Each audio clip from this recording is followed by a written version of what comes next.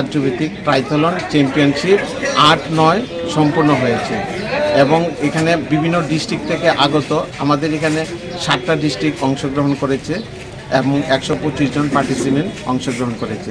আমাদের ক্যাটাগরি হয়েছে 3টা ক্যাটাগরি, আন্ডার 14, আন্ডার 12 এবং আন্ডার 17 বয়েজ অ্যান্ড গার্লস।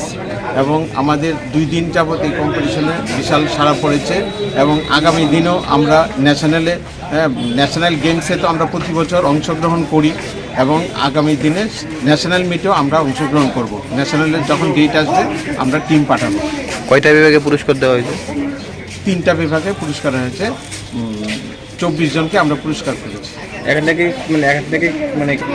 হ্যাঁ, এখান থেকে 3-4 জন তো ভালো আছে, আন্ডার 14-এর আছে এবং আন্ডার 17-এর আছে ভালো।